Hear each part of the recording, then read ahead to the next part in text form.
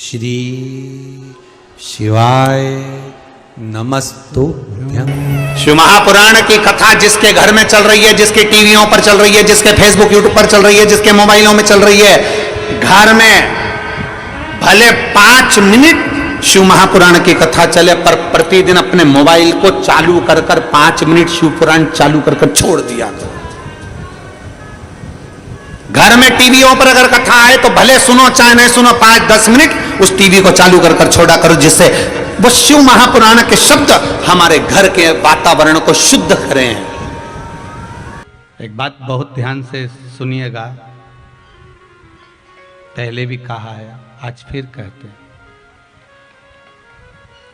मान लो कोई liver, kidney, cancer जैसी बीमारी भी अगर हो गई है तो शिव महापुराण की कथा कहती है महामृत्युंजय मंत्र का स्मरण करो। कौन से मंत्र का? महामृत्युंजय मंत्र का स्मरण करो। किसी विद्वान ब्राह्मण से पूछकर उस मंत्र का जप करवाओ, या आप जप करो या स्मरण करो। साथ में मक्खन के शिवलिंग का निर्माण करिए। कौन से शिवलिंग का? मक्खन के शिवलिंग। आपको मालूम होगा पूरी दुनिया में एक ही मंदिर है शंकर का, जिस मंदिर में शंकर जी के ऊपर बिजली गिरती है और शंकर जी के टुकड़े टुकड़े हो जाते हैं। शंकर जी के इतने छोटे छोटे टुकड़े हो जाते हैं, फिर कोई एक उस स्थान पर एक ब्राह्मण परिवार है जिसके घर में कोई पूरा पैदा नहीं हुआ, पांव विकलांग रहता है, वो गांव में से मक्खन इकट्ठा करता है। उस मक्खन को ले जाकर शंकर जी के टुकड़ों को उठा उठाकर मक्खन से वापिस जोड़ता है, 1 लोटा पानी चढ़ाता है। उसके बाद में हाथी की सूंड से भी अगर शिवलिंग तोड़वाया जाए तो नहीं टूट पाता। उसका नाम है बिजली महादेव। कौन सा महादेव है? बिजली महादेव, जो मनाली में विराजमान है। कुल्लू मनाली में है।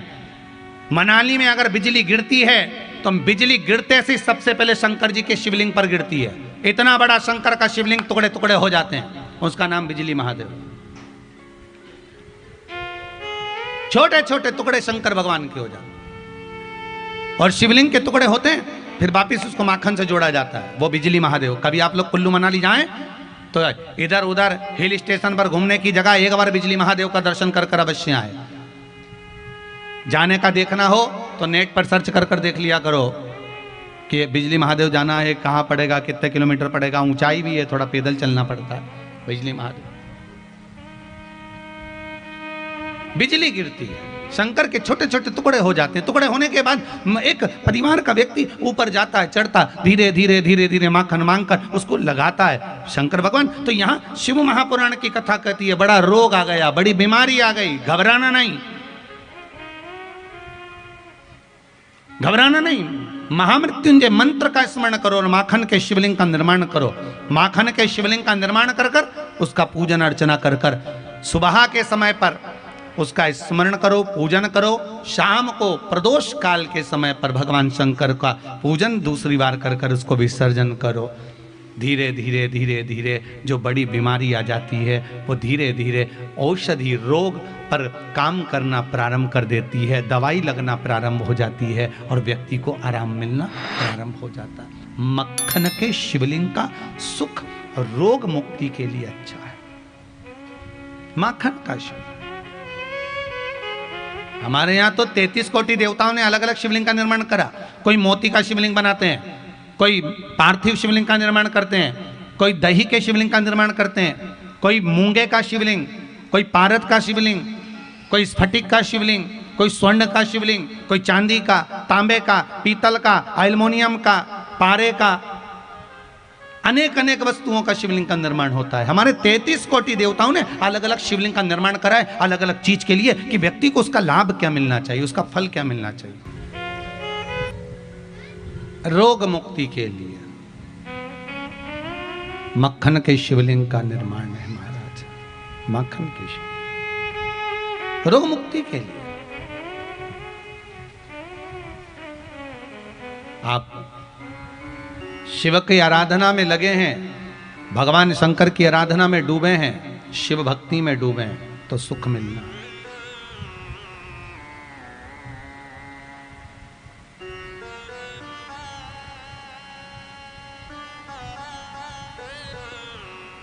वो प्राप्त जरूर होगा। तारकासुर के प्राण छूट गए, तारकाक्ष, विदुम्माली, कमलाक्ष की, ये तीनों भी चले गए, ये तीनों भी समाप्त हो गए।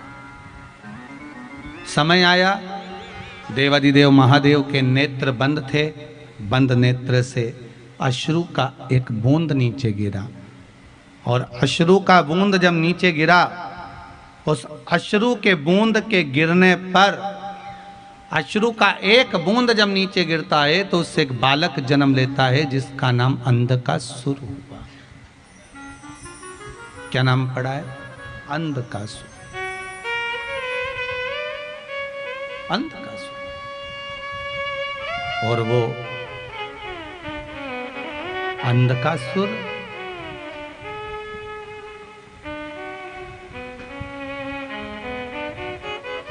जिसको भगवान शिव ने देखा कि माता पार्वती ने अपनी गोदी में उठा लिया है, अपनी गोदी में अंधकासुर को लिया, कहा, शंकर भगवान बोले, पार्वती ये अंधकासुर तूने जो गोदी में उठाया है ये श्रेष्ठ नहीं है, क्योंकि ये मेरे नेत्र बंद करने के बाद हुआ है, पर पुत्र तो आपका है। शंकर भगवान कहते हैं ये मेरा पुत्र नहीं, मेरे नेत्र बंद करने के बाद प्रकट हुआ, तो पुत्र किस काम का?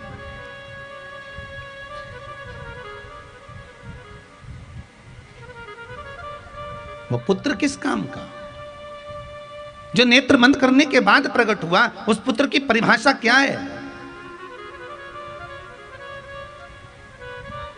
माता पिता जिंदा हैं तो कभी 2 रोटी नहीं खिलाई है, माता पिता जीवित हैं तो कभी प्रेम के 2 वाणी नहीं बोली है, माता पिता जीवित हैं तो प्रेम के कोई 2 शब्द नहीं बोल पाए, और मरने के बाद जब प्राण छूट गए, उसके बाद में गया जी में पिंड दान करने आ रहे हैं।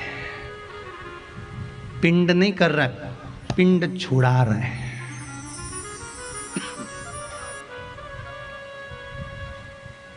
पिंड नहीं कर रहे हैं, पिंड छुड़ा रहे हैं।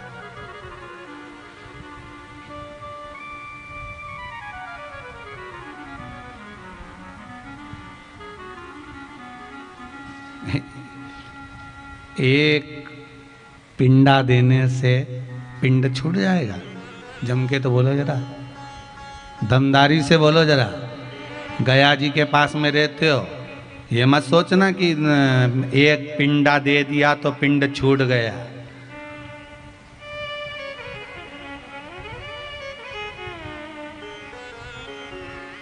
कई लोग कहते हैं गुरुदेव, जब गया जी का श्राद्ध कर दिया जाता है तो ब्राह्मण को भोजन नहीं कराना चाहिए, गया जी का श्राद्ध करने के बाद धूप नहीं देना चाहिए, गया जी का श्राद्ध करने के बाद गाय को रोटी नहीं देना चाहिए, गया जी का श्राद्ध करने के बाद, गया जी का पिंड करने के बाद में कुत्ते को भोजन नहीं दिया जाता।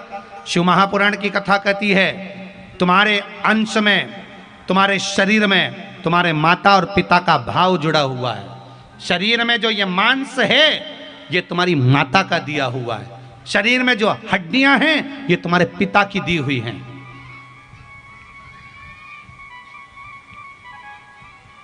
तुम्हारे माता पिता ने तुमको ये हड्डी और ये शरीर में मांस दिया है, और जब तक तुम्हारे शरीर में ये मांस है, जब तक तुम्हारे शरीर में ये अस्थियां हैं, तुम्हारे शरीर में जब तक ये हड्डी और मांस है, तब तक अगर तुम जिंदा हो तब तक भले गया जी का पिंड कर देना, भले तुम्हारे ब्रह्म कपाली कर आना, भले बद्रीनारायण में जाकर छोड़ आना, काशी में पिंड दियाना, इलाहाबाद का पिंड कर आना, तुम्हारी मर्जी पड़े जहां जाकर पिंड दे देना। पर शास्त्र कहता है, शिव महापुराण, गरुड़ पुराण कहती है, पद्म पुराण, अग्नि पुराण, नर्मदा पुराण कहती है, जब तक शरीर में मांस है और हड्डी है तुम्हारे माँ बाप की दी हुई, तब तक, जब तक तुम जिंदा हो तब तक तो तुम्हें श्राद्ध पक्ष में ब्राह्मण को भी भोजन कराना चाहिए और गाय को भी रोटी देना चाहिए। उनको याद करना चाहिए कि हमारे माता पिता ने ये शरीर दिया है, उसकी दी हुई श्वास हमारे भीतर चल रही है, ये श्वास हमारे अंतर। ये नहीं कि तुमने गया जी में पिंड दे दिया तो पिंड छूट गया तुम्हारे माँ बाप से। नहीं नहीं नहीं,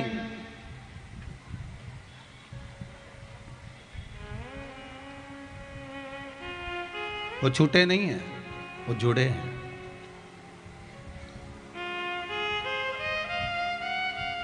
वो दे प्रदान करे, वो जब तक शरीर है दो।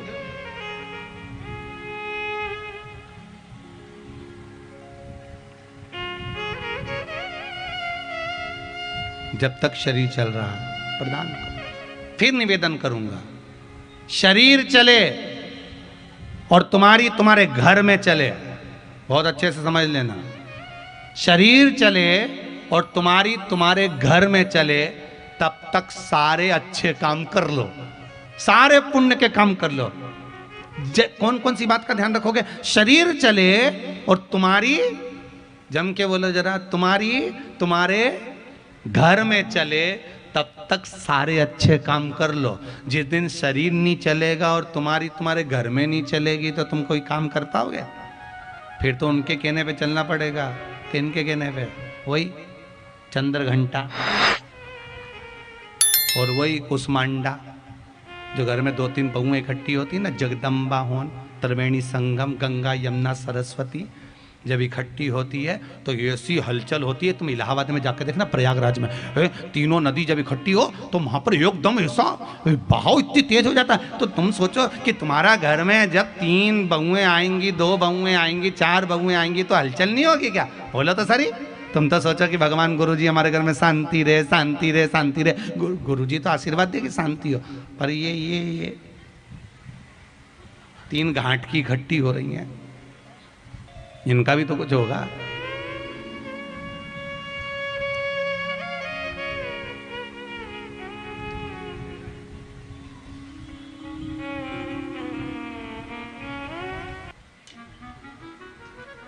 शिव महापुराण की कथा कहती है, अंधकासुर सामने दिखा, शिव जी ने कहा इसको समुद्र में फेंक दो।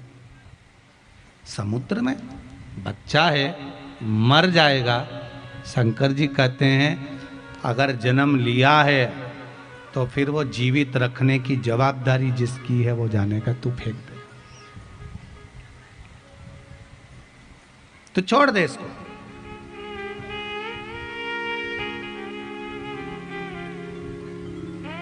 तो इसको जल में छोड़। प्रभु बड़ा भाग्य चाहिए भगवान के चरणारविंद में पहुंचने के लिए, बड़ा भाग्य। फिर निवेदन करेंगे, जिसको जनता चुनती है वो संसद में जाकर बैठता है। कहां जाकर बैठेगा? संसद में। जिसको जनता ने चुना, आपने चुना, जिसको आप चुनते हो वो संसद में जाकर बैठता है, और जिसको मेरा महादेव चुनता है वही शिव महापुराण में जाकर बैठता है। साधारण नहीं है शंकर की कथा में बैठना। शंकर की कथा में वही पहुंचता है जिसको मेरे शंकर ने चुना होता, नहीं तो अच्छा नहीं पहुंच पाता। दुख मिटाएगा तो वही मिटा। शिव पुराण कहती है, भगवान शंकर का चरित्र कहता है, शिव महापुराण की कथा कहती है, भगवान ओगढ़दानी त्रिकालदर्शी कैलाशी अविनाशी मेरे शंभु मेरे शिव मना कर रहे हैं, पार्वती से कह रहे हैं कि तुम इसको समुद्र में डाल दीजिए। समुद्र में पार्वती मैया डालने को आतुर नहीं होती, फिर भी उन्होंने समुद्र में उस अंधकासुर बालक को फेंक दिया, जिसको हिरण्याक्ष ने ले लिया, पाल पोस कर बड़ा करा। हिरण्याक्ष के प्राण भगवान ने हर लिए। अकेला अंधकासुर रह गया। उसने तप बल इकट्ठा करा और इतनी तप साधना करी, इतना बल इकट्ठा करा, भगवान से वर मांग लिया कि मेरे प्राण नहीं छूटे, मैं मरूं ना, मेरे प्राण ना छूटे।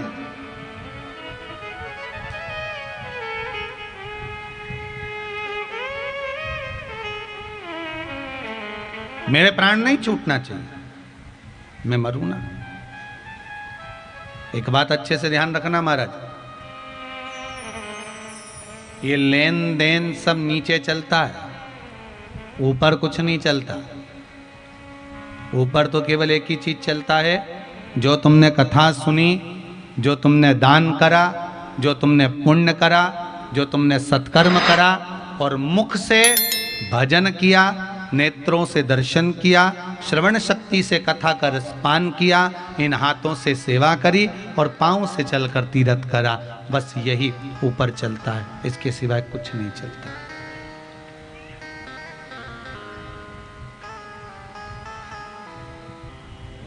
वो तो अच्छा है कि वो नीचे ही चल रही है पैसा, ऊपर चलता होता तो जिनके पास ज्यादा होता ना, तो वो यमराज जब लेने आता ना तो उससे कहे इधर आओ।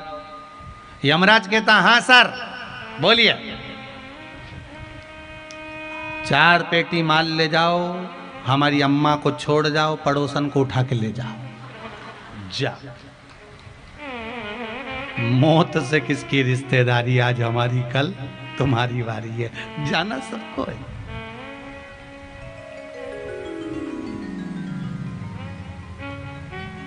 तो कोई कहते ना, किसी ने कहा है जगत में कोई ना परमानेंट।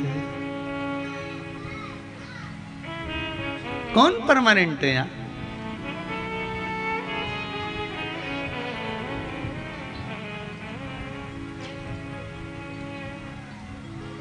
जगत में कोई ना परमानेंट, राम का नाम लेते जाना, शिव का नाम लेते जाना, इस जीवन का क्या भरोसा। महाराज शिव पुराण कह रहे हैं, छोड़ दिया।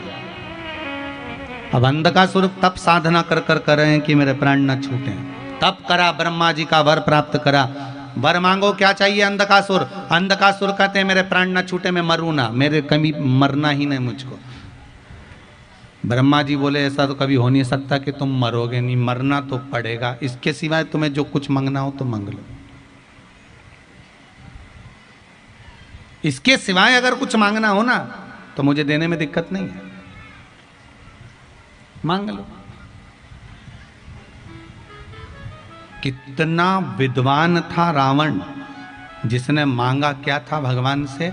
मुझे वर दीजिए। क्या वर? कभी मरूं ना, मेरे प्राण ना छूटे। रावण ने अपना शीश उतार उतार कर दे दिया अग्नि में, डालते गया। आखिरी में भगवान को प्रसन्न होना पड़ा। ब्रह्मा जी ने कहा मांग क्या चाहिए? अमर कर दो मुझे, मरूं ना। भगवान ने कहा ऐसा नहीं हो सकता, कुछ तो दे दो। भगवान ने कहा मांग ले, क्या चाहिए? मेरी नाभि में अमृत दे दो। ठीक है, नाभि में अमृत रहेगा, बाण छोड़ा जाएगा, तेरी नाभि में लगेगा और तू मर जाएगा। मरना तो तुझे पड़ेगा, ये पक्का।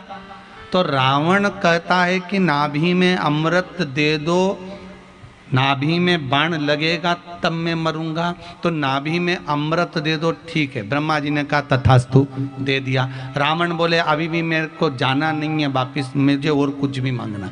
ब्रह्मा जी ने कहा क्या चाहिए बता? कि जो बाण मेरी नाभि में लगेगा वही बाण मुझे दे दो। भगवान ब्रह्मा जी ने अपना मुकुट उतारा और बाल खुजाकर सोचा, बताओ कितना चतुर है रे, अमृत भी मांग लिया और जो बाण तेरी नाभि में लगेगा वो बाण भी चाहिए। हाँ देव। ब्रह्मा जी ने कहा ले जा, और वो बाण रावण को दिया। रावण वो बाण को लेकर चले गया। अब विभीषण कह रहे हैं मेरे भाई की नाभि में अमृत है, भगवान ने छोड़ा तो मरे ही नहीं, ये तो वापिस जिंदा हो गया। इतने में लक्ष्मण जी विभीषण के पास गए, विभीषण से कहा कि अरे विभीषण इधर आ, तू रावण की साइड है कि हमारी साइड है? विभीषण बोला मैं आप ही की साइड हूं प्रभु, बताओ क्या बात है। तो ये मरता क्यों नहीं, मरे क्यों नहीं है, ये मर क्यों नहीं रहा? तो विभीषण बोला मुझे जहां तक मालूम है कि नाभि में अमृत है और नाभि का अमृत सूखेगा, ये ब्रह्मा जी ने कहा था। नाभि में बाण पड़ेगा, अमृत सूखेगा, ये रावण मरेगा। तो हमारे भाई राम ने 50 बाण मार दिए, मरता क्यों नहीं है ये? तो इतने में हनुमान जी की ओर लक्ष्मण जी ने देखा, लक्ष्मण जी ने हनुमान जी को देखा, हनुमान जी समझ गए जरूर कोई दाल में काला है। हनुमान जी पहुंच गए, एक ब्राह्मण का रूप रखकर ज्योतिषी बनकर लंका में पहुंच गए। लंका में गए तो लंका की जितनी माताएं थी सबका हाथ देख देख के बताते रहे, तुम्हारे यहाँ एक बंदर आया था, उसने आग लगाई थी, उसने ऐसा किया था, उसने वैसा किया था। हनुमान जी सबकी भाग्य बताते जाएं, बताते बताते मंदोदरी के पास खबर पहुंच गई, एक विद्वान ब्राह्मण आया है और बड़ा विद्वान है, सब कुछ बता देता है। अच्छा, मंदोदरी भी आ गई। मंदोदरी ने कहा महाराज जी मेरा हाथ देख दो। इतने में ब्राह्मण के रूप में हनुमान जी ने बोला, तेरा नाम मंदोदरी है, बिल्कुल सही। रावण की धर्म पत्नी है, बिल्कुल सही। इतने बेटे, बिल्कुल सही। उनमें से इतने मर गए, बिल्कुल सही। तेरा पति भी युद्ध के मैदान में गया है, बिल्कुल सही। वो ऐसे मरने वाला नहीं है, मर ही नहीं सकता, क्योंकि उसकी सबसे मूल चीज तो तेरे पास है। मंदोदरी बोली बिल्कुल सही, बिल्कुल सही। तेरे पास में मंदोदरी एक ऐसा सामान रखा है जो रावण की नाभि के अमृत को लगेगा तब रावण मरेगा। मंदोदरी ने, महाराज इधर आओ, मेरे पास में एक बाण रखा हुआ है, वो बाण जब रावण की नाभि में लगेगा तब रावण मरेगा। तो हनुमान जी ने पूछा वो बाण तेरे कमरे में रखा है, बिल्कुल सही। हनुमान जी बोले वो बाण तेरे कमरे में, पूजन वाले कमरे में रखा, बिल्कुल नहीं। हनुमान जी ने पूछा फिर कहाँ रखा है? कि जिस सिंहासन पर रावण सोता है उसके सामने जो खंबा है, उस खंबे के अंदर उस बाण को चुनवा दिया गया है। हनुमान जी भागे, खंबा तोड़ा, बाण निकाला, राम जी को ले जाकर दिया, प्रभु इससे मारो, और जो छोड़ा तब निपटा। बड़ा मुश्किल से निपटा दादा, कोई ऐसे ही निपट जाता। इतनी जोरदार तरीके से रावण मरा और तुम भी जय घोष नहीं करे, रामचंद्र भगवान की जय। बड़ी मुश्किल से मरा, बड़ी मुश्किल से मरे दादा। ये राक्षस मरे बड़ी मुश्किल से, कोई ऐसे ही मर जाए।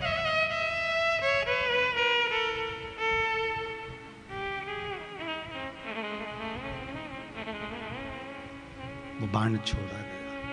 मतलब ये निश्चित है कि मरना सभी को है, चाहे कोई भी हो। देखो, तुम चाहे बादाम खाओगे तो भी मरोगे, नहीं खाओगे तो भी मरोगे, ठीक है।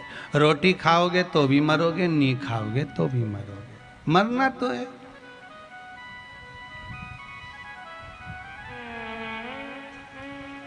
श्रीमद् भागवत में आता है, राजा परीक्षित को कांच के महल में रख दिया था, तो भी तक्षक नाग उसको डसने पहुंच गया था।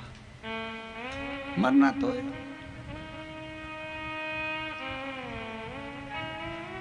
मृत्यु निश्चित है।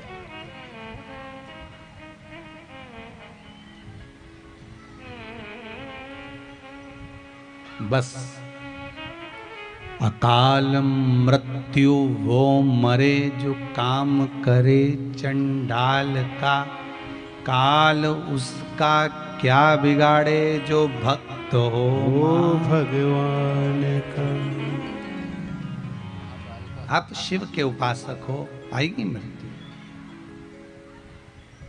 ऐसा नहीं कि मौत नहीं आएगी, आना है, मरना सबको है, जाना सबको है, कौन बचेगा? जाना सबको पड़ेगा। अंधकासुर कहता है मेरे प्राण ना छूटे, मैं मरूं ना, मरना पड़ेगा। मतलब प्राण छूटेंगे। अगर कुछ वर मांगना हो तो मांग लो। तो अंधकासुर ने वर मांगा कि मुझे ऐसा वर दे दो, मेरे पिताजी ने कहा है ना तो तेरी कोई माता है ना तेरा कोई पिता है, तेरा जन्म तो तू पानी में बहकर आया था, मैंने तेरा परवरिश करी है।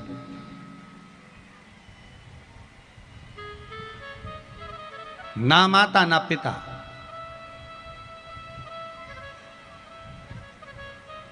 मुझे वर दे दो।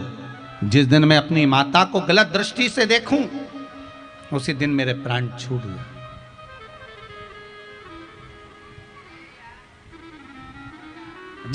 जिस दिन मैं अपनी माता को गलत दृष्टि से देखूं उस दिन मेरे प्राण छूटे। ब्रह्मा जी ने कह दिया तथास्तु। इतने में अंधकासुर को समझ जाना था कि तथास्तु बोला है मतलब मेरे माता पिता जरूर होंगे, पक्का है, फिक्स है कि माता पिता है, ये पक्का। अब आया समय, अंधकासुर एक दिन अपने सैनिकों से बोला कि जाओ मुझे विवाह करना है, जो सबसे सुंदर स्त्री हो, सबसे सुंदर नारी हो, उसको देख कर आओ, मुझे शादी करना, विवाह करना। दूतों ने आकर कह दिया जो सबसे सुंदर नारी थी उसको तो देवाधिदेव महादेव ले गए। शंकर जी के घर पर है वो। तो दुनिया की सबसे सुंदर अगर कोई जोड़ी है तो वो देवाधिदेव महादेव और माता पार्वती की जोड़ी है। बहुत सुंदर। पार्वती जी और शिव जी में सबसे ज्यादा सुंदर कौन है? दोनों में सबसे ज्यादा सुंदर शंकर और पार्वती में कौन है? भगवान शंकर। एक बार गणेश जी ने कह दिया था भोलेनाथ जी से, बाबा पिताजी भगवान विष्णु कितने सुंदर दिखते हैं, ब्रह्मा जी कितने सुंदर दिखते हैं, इंद्र देवता कितने सुंदर दिखते हैं, और एक आप राख लपेट के बैठे रहते हो, भस्म लगा कर बैठे रहते हो, गले में सांप बिच्छू टांग कर बैठते हो, कितने सुंदर हैं वो। ऐसे सुंदर तुम भी हो जाओ ना एक बार, मैं आपको देखना चाहता हूं एक बार सुंदर। शंकर भगवान बोले मेरे को सुंदरता दिखाना नहीं है। नहीं नहीं तुम एक बार जाओ गंगा जी में नहा के आओ। शंकर भगवान ने कहा नहीं मैं नहीं जा रही। गणेश जी तो रूठ गए। गणेश जी रूठ गए तो शंकर भगवान गंगा जी में चले गए। गंगा जी में से जैसे ही नहा कर शंकर भगवान आए, आते से ही गणेश जी के मुख से निकल गया कर्पूर गौरम करुणावतारम। गजब की सुंदरता है साहब, इतने सुंदर, गजब के सुंदर। सुनते ही गणेश जी महाराज ने अपने पिताजी से कहा पिताजी मुझे एक वर चाहिए। शंकर भगवान बोले क्या वर चाहिए बोलो। गणेश जी बोले जैसे तुम पहले थे वैसे की वैसी हो जा, वापिस राख लपेट लो, वापिस भस्म लमा लो। भस्म रमा लो? हाँ। वो क्यों?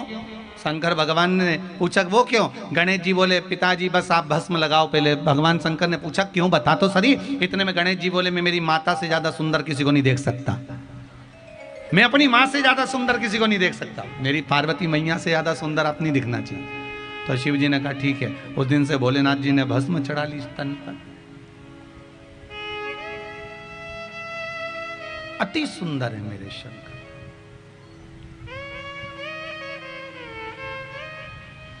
बहुत सुंदर सुंदर है मेरे शिव। इसीलिए कहते सत्यम शिवम सुंदर। बाबा ने कहा जो सुंदर है वो तो शिव ले गए। अगर पार्वती इतनी सुंदर है, अंधकासुर कहता है तो मैं उसको अपना बनाऊंगा। कहां है पार्वती? हिमालय पर। चलो कैलाश पर। जो जाकर देखा माता पार्वती जी की सुंदरता को, अंधकासुर ने आवाज लगाई यार ये सुंदर नारी मैं तुझे अपना बनाना चाहता हूं। माता पार्वती के नैनों से अश्रु बहने लगे। मां की आंखों से आंसू बह रहे।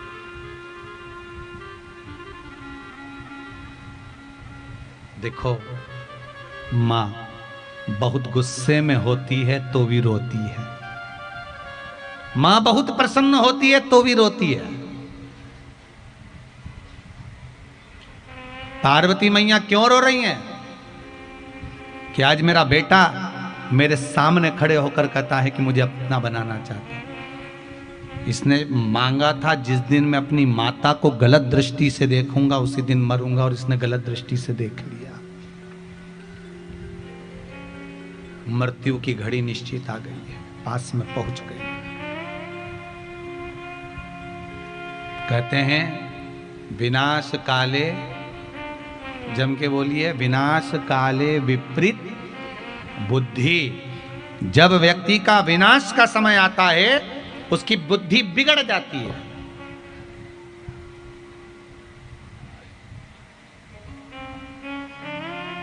विनाश काले विपरीत बुद्धि।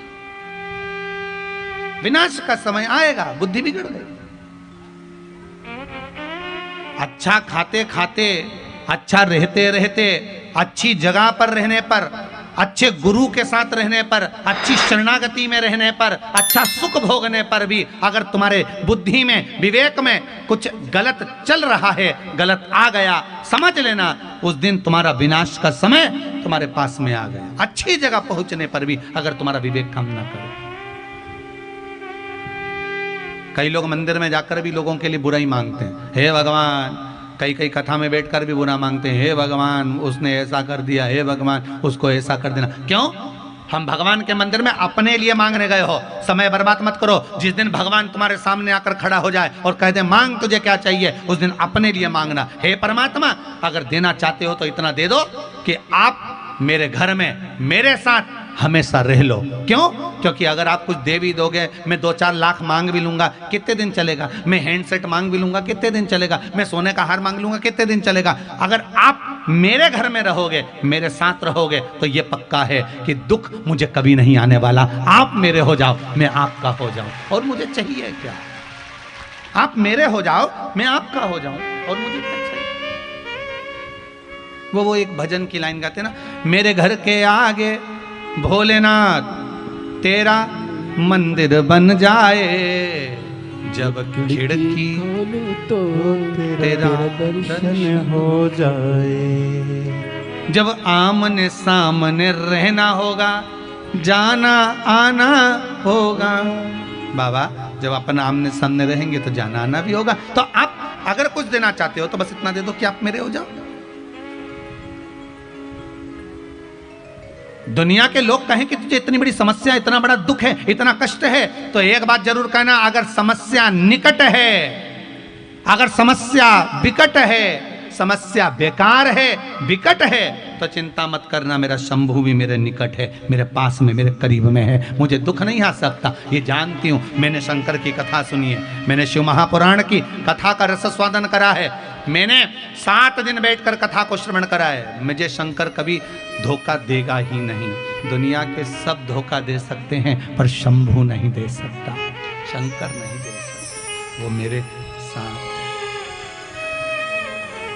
वो मेरे करीब में, मुझसे दूर नहीं मेरा शंकर।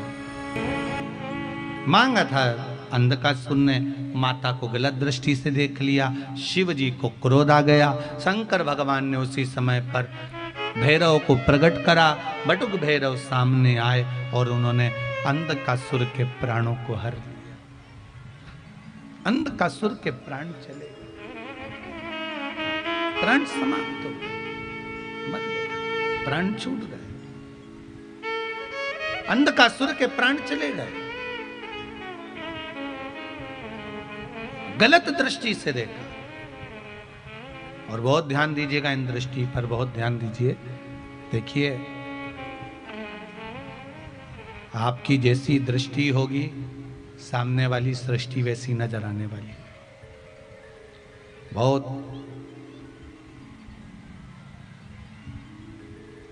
दृष्टि से सृष्टि है।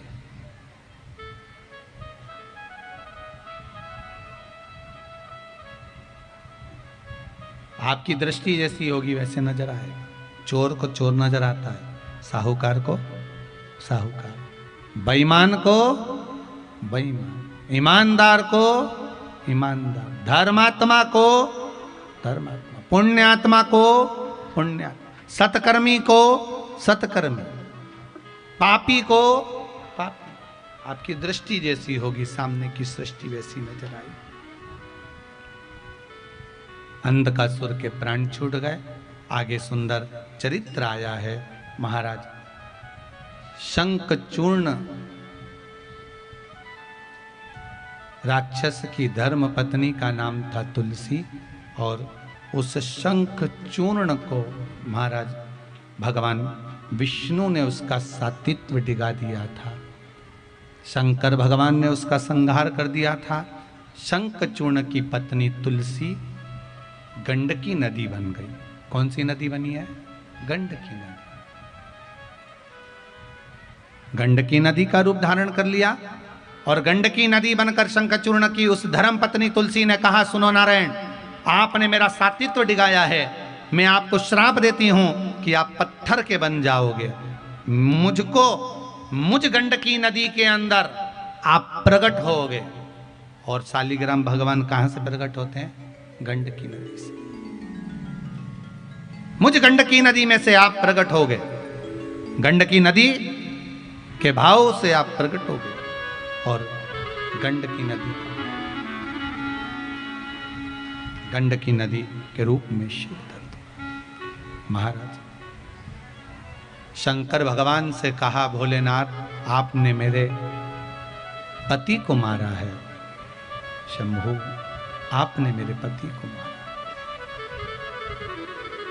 मैं वचन देती हूं बाबा, आपने मेरे पति को मारा है, मेरा जल आप पर कभी नहीं चढ़ेगा। सारी नदियों में से केवल इस भारत की भूमि पर एक ही नदी ऐसी है जिसका जल शिवजी पे नहीं चढ़ता, वो गंडकी का जल है। कौन सी नदी का जल है? जम के बोलो जरा। गंडकी नदी का, शिव पर नहीं चढ़ता। आप कभी नेपाल जाएं, पशुपतिनाथ का दर्शन करने जाएं, तो वहां पर जल चढ़ता है तो आप कहेंगे कहां से लाएं? गंडकी का जल होगा, नहीं चढ़ाएंगे, मना कर देंगे, ये जल नहीं चढ़ाएंगे। आप अपने साथ में अगर जल लेकर गए हैं यहाँ से तो जल चढ़ा ले देंगे, पर गंडकी नदी का अगर जल होगा तो मना कर दिया जाएगा कि ये जल नहीं चढ़ाएगा, गंडकी का जल नहीं चढ़ाएगा, मना कर दिया। शिव पुराण कह रही है। वही समय आने पर भगवान शंकर को एक बार क्रोध आया और शिवजी के क्रोध को ब्रह्मा जी ने अवधूतेश्वर रूप जो शिवजी ने धारण करा, उस अवधूतेश्वर रूप का जो प्रभाव वर्णित किया गया है, उस अवधूतेश्वर रूप को शिवजी ने ले जाकर उस क्रोध को समुद्र में दे दिया। समुद्र में दिया जिससे एक असुर उत्पन्न हुआ जिसका नाम जलंधर हुआ। जलंधर की धर्म पत्नी हुई वृंदा। एक बात बहुत अच्छे से ध्यान रखना,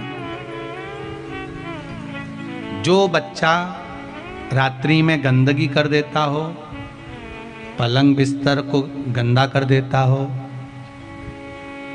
सुसु कर देता हो, या रात्रि के समय पर बच्चा एकदम चमक जाता हो, या जिस व्यक्ति को रात्रि में भय लगता हो, भय लग रहा हो, आपको पहले भी कहा है कि अगर रात को नींद ना आए तो रात्रि को नींद की गोली खाकर सोने की जरूरत नहीं है। केवल शंकर भगवान की 5 लड़कियों का नाम लीजिए, पलंग पर बैठो, हाथ में थोड़ा सा जल लो, जया जल पी लीजिए, विषहरा, श्यामली बारी, दौतली और देव, शंकर की जो 5 लड़कियां हैं, भगवान शंकर की 5 लड़कियों का नाम लेकर आचमन कर कर सो जाइए।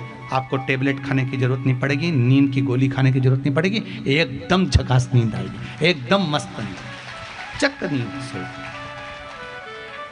शिव जी की 5 बेटियां। उसी तरह जिस कोई बच्चा गंदगी कर रहा है, या कोई बच्चा बिस्तर बिगाड़ रहा है, या किसी को रात्रि में बेचैनी हो रही है, रात भर चैन नहीं मिलता, कहीं स्वप्न आ रहा है, कहीं कुछ दिख रहा है, कहीं कुछ हो रहा है, उसको एक ही काम करना चाहिए महाराज, बस एक आटे का दिया बनाइए, उसमें 4 बत्ती रख लीजिए, उसमें सरसों का तेल डाल लीजिए और अवधूतेश्वर महादेव का नाम लेकर, कौन से महादेव? जम के बोलिए जरा, अवधूतेश्वर महादेव का नाम लेकर उस बाती को जलाकर उस व्यक्ति के ऊपर से स्पर्श कराकर उसको किसी भी वृक्ष के नीचे, पीपल आदि का कोई वृक्ष के नीचे या चौराहे आदि का स्मरण हो, वहां पर उस वृक्ष के नीचे उसको रखवा दीजिए। रात्रि के समय पर व्यक्ति फिर कभी नहीं चमकता, गंदगी नहीं करता। अवधूतेश्वर महादेव। कोई पैसा खाकर भग गया, नहीं दे रहा, बहुत प्रार्थना कर ली, नहीं दे रहा, 7 सफेद फूल, कितने फूल होना चाहिए? 7 सफेद फूल अवधूतेश्वर महादेव के नाम से शिव जी को चढ़ा दीजिए। एक एक फूल को जब चढ़ाओ तो जिस व्यक्ति से धन लेना है उसका नाम और गोत्र बोलते जाना और उसको कहते जाना, मेरा इतना धन है बाबा, आपको दिलाना है। अवधूतेश्वर महादेव का नाम लेकर शंकर के शिवलिंग पर चढ़ा दीजिए। 3 महीने के अंदर पैसा हाथ जोड़कर देकर जाएगा। बेचैनी होने लगती है, पैसा चुकाए बगैर रह ही नहीं सकता। अवधूतेश्वर महादेव। कौन से महादेव हैं? अवधूतेश्वर, शिव का एक नाम।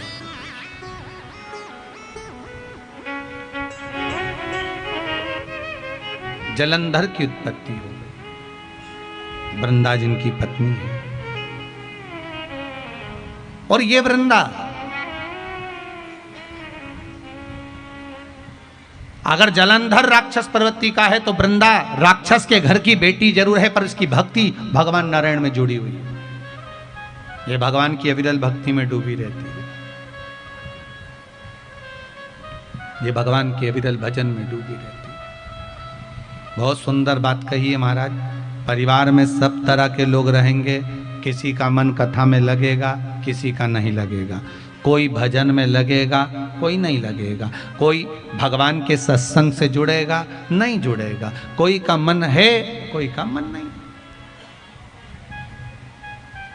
अभी सीहोर वाली कथा में कहा था, आप लोगों ने सुना होगा कि मिस्त्री जो होता है ना, छत बनाने वाला जो मिस्त्री होता है, मकान बनाने वाला जो मिस्त्री होता है, वो दो तरह का होता है। एक मिस्त्री छत को एकदम सीधी रख देता है तो उसका पानी नहीं निकलता। निकलता है क्या पानी? नहीं निकलेगा, फिर झाड़ू से झाड़ झाड़ के पानी को निकालना पड़ेगा। और एक मिस्त्री ऐसा होता है, छत एकदम स्लोप में रखेगा, पानी डाला नीचे चले गया। कहीं कहीं की बाथरूम में, कहीं कहीं की बाथरूम के अंदर पानी जमा ही रहता है, वो निकलता ही नहीं है। फिर उसको झाड़ू से झाड़ो, वाइपर से निकालो। सही है कि गलत है? और कहीं कहीं की बाथरूम ऐसी, पानी कहीं पे भी डाल दो, सीधे पाइप में जाएगा और बाहर निकल कर चले जाएगा। दो तरह के लोग भगवान ने पैदा करे हैं। भगवान भी बहुत बड़ा मिस्त्री है, उसको भी मालूम है। उसने दो तरह के लोगों को पैदा करा। एक वो जो कहीं कथा हुई, सत्संग हुआ, भजन हुआ, कीर्तन हुआ, सत्य से कथा में चले जाता है, उसका ढाल में रहता है, तुरंत चले गया। और कहीं कहीं का लोग ऐसा रहता है कि झाड़ू से झाड़ झाड़ के भेजना पड़ता है। कथा हो रही, चलो, कथा हो रही, चलो, झाड़ू से झाड़ो, तब जाकर ये निकलते हैं। चलो कथा हो रही है, फोन लगाओ, कथा हो रही है, आओ साहब कथा हो रही है। मतलब इनको झाड़ू से झाड़ झाड़ के पानी को निकालना पड़ता है कि चल कथा में चल, चल कथा में चल, चल सत्संग में चल।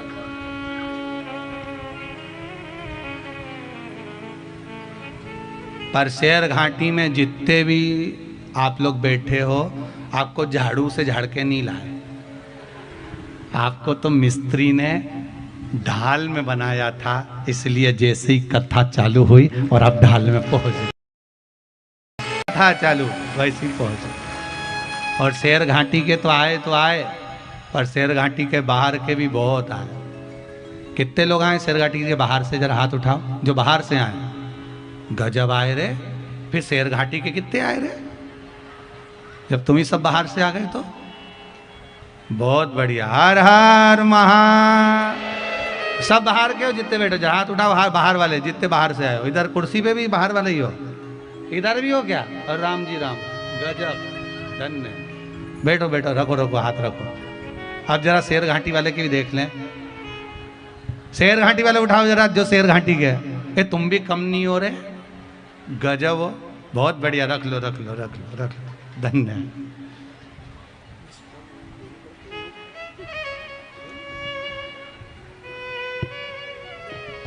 बढ़िया, बहुत बढ़िया। बाबा देवादिदेव महादेव, आप आए हो जिस भाव से शंकर की कथा में जो पहुंचे हो, मेरा देव अधिदेव महादेव आपकी मनोकामना पूर्ण करे और आपको बुलाता रहे। यही बाबा से विनय है, आपको बुलाता है, बस बाबा ऐसी कृपा करे। जलंधर वृंदा का विवाह हुआ। भले राक्षस के घर की बेटी हो, पर उसका भाव भगवान नारायण के चरणों में लगा हुआ था, भगवान विष्णु के चरणों। और भगवान नारायण के चरणों में लगी रही। जलंधर ने जब उपद्रव मचाया, बहुत उपद्रव मचाया, तब उपद्रव को देखकर भगवान शिव से प्रार्थना करी। शंकर भगवान ने कहा मैं मार दूं जलंधर को, मना नहीं। जलंधर को मारने की कोई बड़ी बात नहीं है, मार सकते हैं, पर दिक्कत केवल इतनी सी है कि वृंदा का सातित्व तो बड़ा प्रबल है। वृंदा का जो सातित्व है वो बड़ा प्रबल है। वृंदा के सातित्व को अगर भगवान विष्णु आप डिगा दोगे तो मैं जलंधर को मार सकता हूं।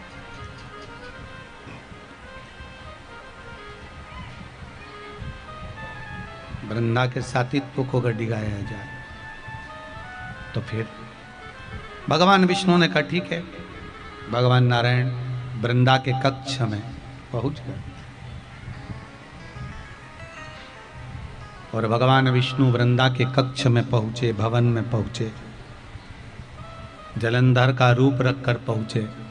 जलंधर भगवान शिव के साथ युद्ध करने गया और भगवान विष्णु जलंधर का रूप रखकर वृंदा के कमरे में, कक्ष में, भवन में पहुंच गए, निवास करा।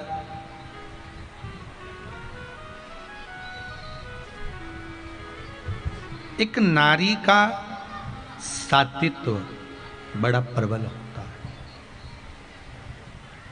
और अगर वही सातित्व दिख जाए तो उसकी कोई फिर मूलता नहीं रहती।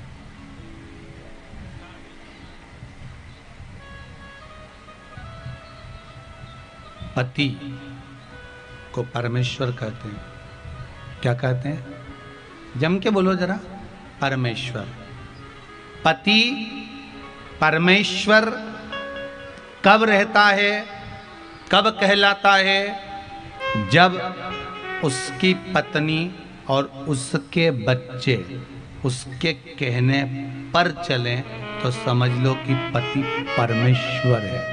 और अगर पूरी दुनिया में उसकी चले, पूरे नगर में उसकी चले, पूरे गांव में उसकी चले और उसकी उसके घर में पत्नी और बच्चों पे ही नहीं चले तो समझ लेना ये परमेश्वर। फालतू की बात है। पति परमेश्वर जब कहलाता है जब उसके पत्नी उसके कहने पर चल रही हो, उसका पुत्र, उसकी पुत्रियां, उसके बच्चे उसके कहने पर चल रहे। और नारी का सातित्व भी तभी तक रहता है जब तक वो अपने पति के अनुकूल चले, कहने पर चले। केवल एक भारत की भूमि तो ऐसी भूमि है जहां पर पति को परमेश्वर कहते हैं, नारी को सती कहते हैं। कहीं विदेश में कहते हैं? एक भारत के संत घूमने के लिए विदेश गए। वहां जाकर उन्होंने देखा एक पत्नी का पति मर गया, उसे कब्र में दबाया। पत्नी पति की कब्र पे बैठकर, पास में बैठकर पति की कब्र पे पंखा कर रही थी। पति मर गया, पति की कब्र पर पंखा कर रही है। भारत के संत को लगा बताओ कितनी गजब नारी है ये, तो हमारी भारत की नारी से भी बड़ी नारी है। हमारी भारत की नारी तो पति के साथ सती हो जाती थी, पर ये तो उससे भी बड़ी है जो पति मर गया तो मरे हुए पति को कब्र पर क्या कर रही है? जम के बोलो, पंखा कर रही है।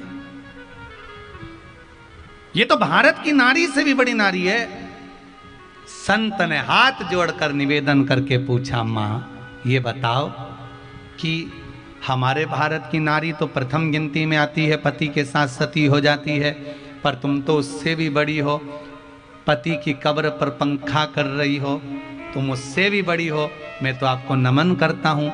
इतने में वो नारी बोली, महाराज फालतू की बात मत कहना, हमारे विदेश में ऐसी रीति है जब तक पति की कब्र नहीं सूखती तब तक हम दूसरी शादी नहीं कर सकते हैं, इसलिए पंखा कर कर कर सुखा है। संत ने अपना चिमटा उठाया, कमंडल उठाया, सीताराम करते करते चले गया कि भारत की भूमि जैसी नारी नहीं हो सकती, रहने दे दादा। ये विदेश की नारी विदेश की अच्छी, अपनी तो यहीं की अच्छी, यहीं की अच्छी। कौन जाने इनको। चले जीवन की सार्थक। जलंधर के प्राण छूटे, वृंदा का सातित्व टूटा।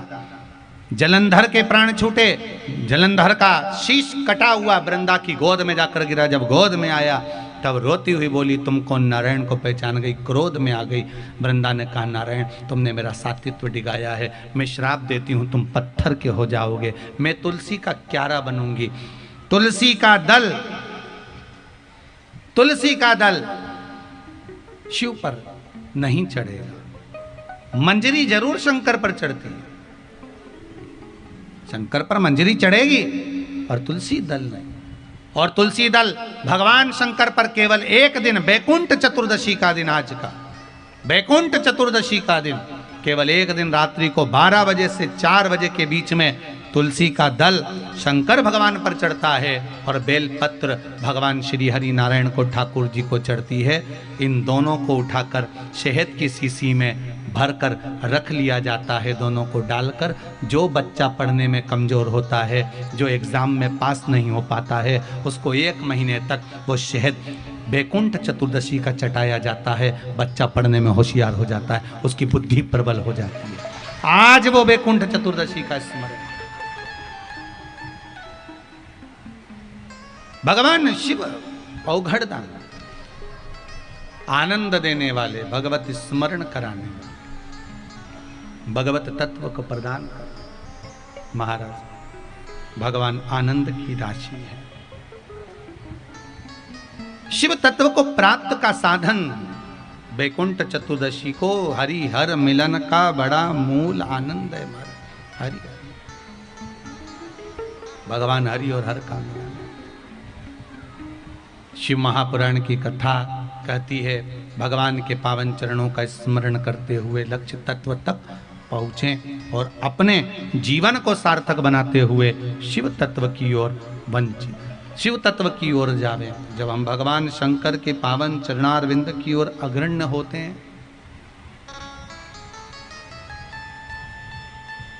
भगवान शंकर के चरणारविंद की ओर जब हम जाते हैं, तो हमारे जीवन के कई दुख कष्ट अपने आप मिट जाते हैं।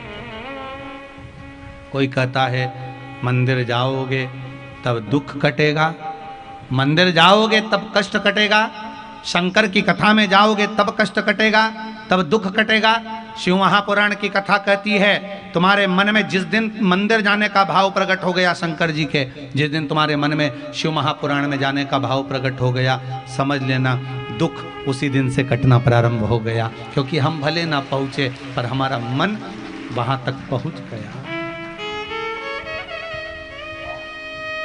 हम भले ना पहुंचे,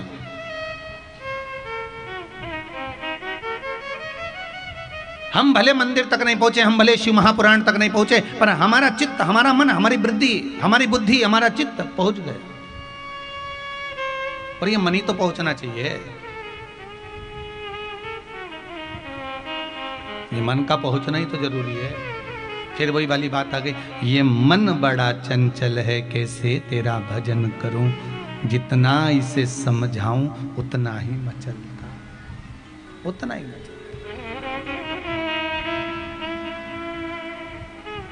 जितना इसे सत्संग की ओर लेकर जाते हैं, जितना इसको स्मरण की ओर लेकर जाते हैं, जितना इसको सत्संग भजन की ओर लेकर जाते हैं, ये उतना मचल जाता है। शेरघाटी वालों को तो ये मौका भगवान की कृपा से प्राप्त हो गया, देवाधिदेव महादेव की कृपा से प्राप्त हो गया। और भी निवेदन है, कहीं का रह गया हो तो भी हाजिरी लगा लेना। 2 दिन बचे हैं कथा के।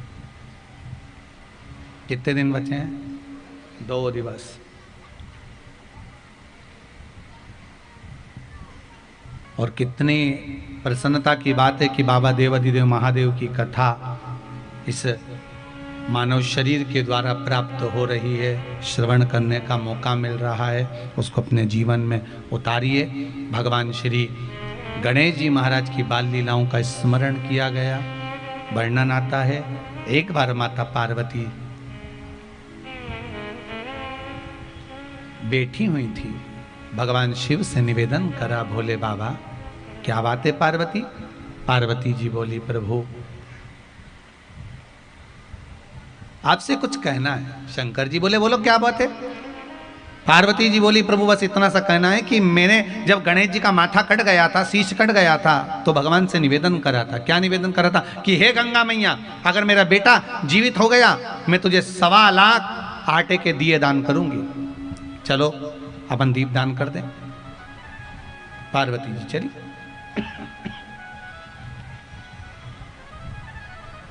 सवा लाख आटे के दिए बना लिए, गणेश जी को साथ में ले लिया। गंगा जी के घाट पर पहुंच गई पार्वती जी। शंकर जी पार्वती जी इधर, गणेश जी को बिठा दिया उधर। छोटे से गणेश जी थे, बिठा दिया वहां। आटे का दिया बनाए, जहाँ से नदी बहकर आए, शंकर पार्वती ने उधर मुख करा, शिव जी इधर से दिया लगा कर दें, पार्वती जी उधर मुख करके छोड़े, गणेश जी खसक खसक के गंगा जी में पांव डालकर बैठ गए। अब उधर जो दिया छोड़े पार्वती और शंकर जी, वो बहता बहता इधर आए, गणेश जी सूंड में से उठाएं और वापिस वहीं रख दें। फिर छोड़ें, गणेश जी फिर उठाएं, फिर रख दें। 3 घंटे हो गए, दिए कम नहीं हुए।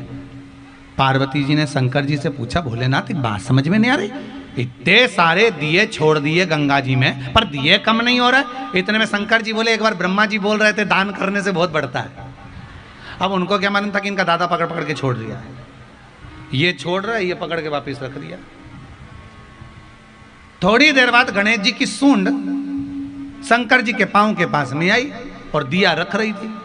शंकर जी समझ गए इसी ने करा है। शंकर जी ने पार्वती से कहा, देख तू दिए छोड़ रही है, ये दिए पकड़ रहा है। इतने में पार्वती जी शंकर जी के पास में से उठकर गई और गणेश जी से जाकर कहा, रे गणेश एक बात बता रे बेटा, ये तू क्या कर रहा है? गणेश जी बोले, माँ सारे के सारे बहकर जा रहे थे, मैंने सबको पकड़ पकड़ के किनारा दे दिया। इतने में पार्वती जी बोली, रे गणेश तो किस किस को पकड़ कर किनारा देगा? संसार सागर में तो ना जाने कितने बहकर जा रहे हैं। इतने में गणेश जी बोले, माँ जो एक बार शिव महापुराण की कथा में चले जाएगा उसका हाथ पकड़कर किनारा दे दूंगा, तो चिंता मत करना माँ। एक बार हाथ पकड़ा और किनारा प्रदान कर दूंगा। ऐसी है शिव महापुराण की कथा। ऐसे मेरे गणेश जी महाराज पधार रहे हैं। जोरदार ताली बजाकर गणेश जी का स्वागत करें और भाव भक्ति से गणेश जी महाराज का आनंद प्राप्त करें।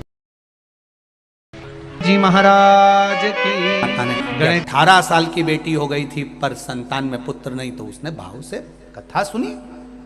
ऐसे आपके भीतर अगर 20 साल हो गए, 25 साल हो गए, 30 साल हो गए, संतान का सुख ही नहीं है, लाल चंदन का लेपन बाबा भोलेनाथ पर करना प्रारंभ करो। पीठिका पर लाल चंदन का लेपन करना प्रारंभ करो। लाल चंदन से बाबा का श्रृंगार करना प्रारंभ करो। एक बेलपत्री पर लाल चंदन, दोनों पत्ती नीचे वाली, जो नीचे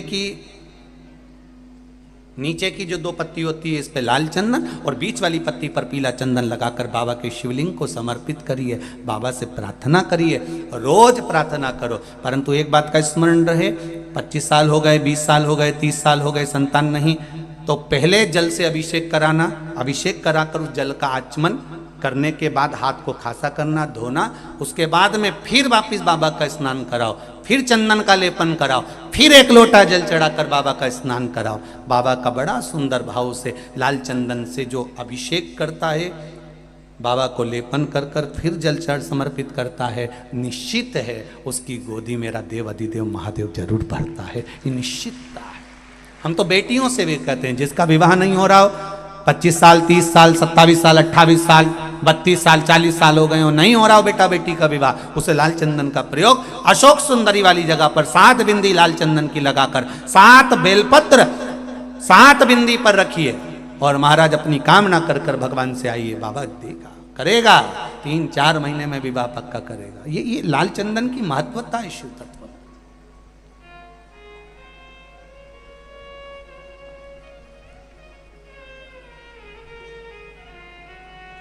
रोग बढ़ गया, बेलपत्री के वृक्ष के नीचे दीप लगाना प्रारंभ करो। बाबा से विनती कर कर घी का दिया लगाइए बेलपत्र वृक्ष के नीचे, बाबा से निवेदन करें, रोग निवारण। मिलता है सच्चा सुख केवल भगवान तुम्हारे चरणों में, भोलेनाथ तुम्हारे चरणों। ये जीवन का सुख है। भगवान शंकर के चरणारविंद का अगर सुख मिल जाए तो इससे बढ़कर कोई सुख नहीं।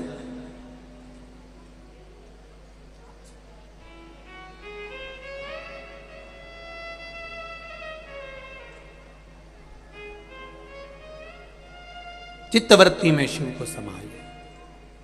विदल उत्पल ने गलत दृष्टि से माता पार्वती को देख लिया था और माता का हाथ पकड़ने के लिए आतुर हुए।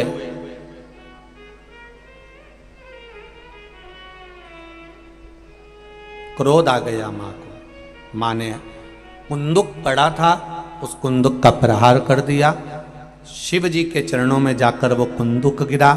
विदल उत्पल तो मर गए, पर कुंदुक शंकर भगवान के चरणों में गिरा तो शिव जी का नाम कुंदकेश्वर महादेव पड़ गए। औषधि के लिए कोई बीमारी हो, कोई रोग हो, और उस बीमारी रोग में कल एक माताएं थी जहाँ ठहरे हैं सेवा भारती के बच्चे, मिला रहे थे उनसे, तो वो कह रही थी, कोई थे नगर पालिका में, वो सर्विस करते हैं, तो उनकी धर्म पत्नी को कहीं कैंसर का रोग होगा। तो उन्होंने कहा, गुरुदेव बाबा की कृपा ऐसी रही गुरु जी कि हम शिव के भरोसे पर जल पीना चालू कर, और बाबा ने हमारी रक्षा कर। आप ही हैं? हाँ जी। दोनों हाथ हिला दो एक बार। श्री शिवाय नमस्तुभ्यम। कैंसर जैसे रोग को हराकर देवादिदेव महादेव की कृपा से शिव महापुराण में बैठकर कथा सुन रही हैं। देखिए आप, यही मंदसौर में ही या नीमच में नगर पालिका में सर्विस में है पति। ये शिव कृपा है। बैठिए बहन। श्री शिवाय नमस्तुभ्यम। एक इतने भयंकर रोग को हरा देना। कहा गुरुजी औषधि वगैरह सब दवाइयां बंद है, बस बाबा का जल चढ़ा हुआ पी रहे हैं और बाबा रक्षा कर रहा।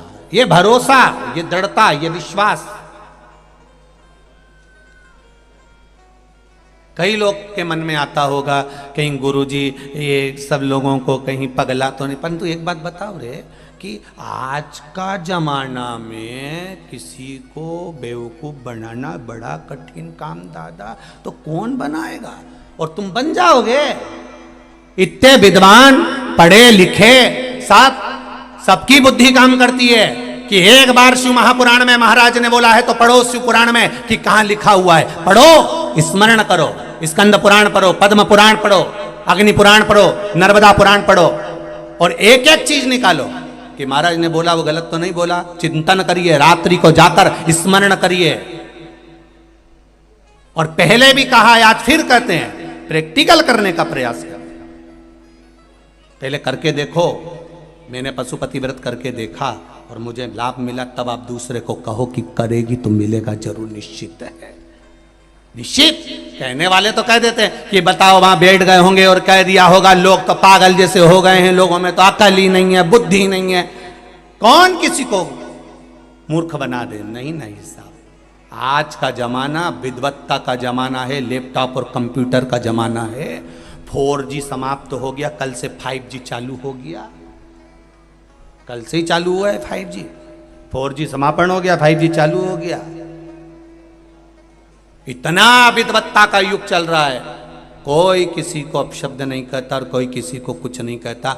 ये तो अपने विवेक की बात है। शंकर भगवान अगर आपके दिल में बैठे हैं, हृदय में बैठे हैं, तो ये किसी ने बेवकूफ बनाकर नहीं बिठाया। ये आपके भीतर की रुचि भगवान शंकर के प्रति जागृत हुई, तब आप शिव के हो पाए, तब आप शंकर के हो पाए।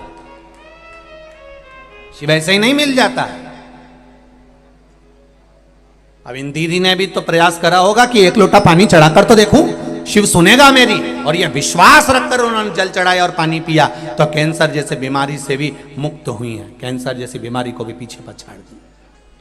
ये भीतर की विश्वास, भीतर की दृढ़ता, भीतर का भरोसा, ये कहां से लाओ?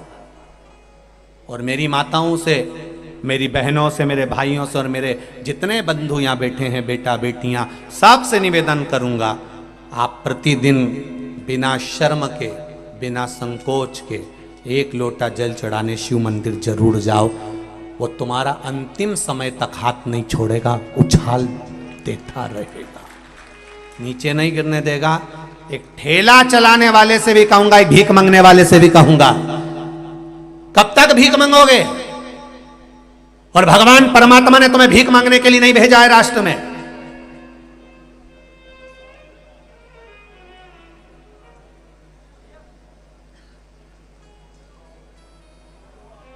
भीख मांगने के लिए भगवान किसी को नहीं बुलाया अपने भूमि पर। कब तक भिक्षा मांगोगे? नहीं, परमात्मा की शरण में जाइए। और एक निवेदन करूंगा सबसे, कर्जा किसी से मत लो, क्योंकि जिंदगी भर कर्जा का नाम है कर कर के जा, और उसी का नाम है कर्जा। जिंदगी भर चुका चुका के मर जाते हो, बच्चों को चुकाना पड़ता है। एक बार अगर कर्जा लेने की जरूरत पड़े तो मेरे महादेव के चरणों में जाकर 7 दिन लगातार घी का दिया लगाकर बेलपत्र समर्पित कर कर जल चढ़ाना। रोज एक बेलपत्री उठाकर घर में लेकर आना और उससे कहना कि तू कृपा करना कि मुझे कहीं कर्जा लेने की जरूरत नहीं पड़े और मेरा काम निकल जाए पूरा। एक पत्र आया है, एक पत्र में एक भाई दुकान के लिए कर्जा ले रहा है। देखिए उस पत्र में कितने सुंदर बात उसने कही। प्यारे भक्तों, आज के श्री शिव महापुराण कथा में हमारे पूज्य श्री पंडित प्रदीप जी मिश्रा ने जो भी उपाय बताए हैं, अगर आप इन उपायों को अपने जीवन में निरंतर करते हो तो आपको अवश्य ही लाभ प्राप्त होगा। तो भक्तों, इसी के साथ आज के श्री शिव महापुराण कथा के अध्याय को यहीं समाप्त करते हैं। मिलते हैं एक और नए अध्याय के साथ, तब तक के लिए हर हर महादेव। प्यारे भक्तों, अगर आपने अभी तक हमारे चैनल को सब्सक्राइब नहीं किया है तो प्लीज चैनल को सब्सक्राइब करके कमेंट बॉक्स में हर हर महादेव लिखकर अपनी हाजिरी भगवान शिव शंकर जी के चरणों में अवश्य लगाएं। और श्री शिव महापुराण कथा का भाग 2 देखने के लिए हमारे चैनल को सब्सक्राइब करके वीडियो के दिल से लाइक जरूर करें और कमेंट बॉक्स में हर हर महादेव अवश्य लिखें। तो भक्तों, मिलते हैं एक और नए वीडियो के साथ, तब तक के लिए हर हर महादेव।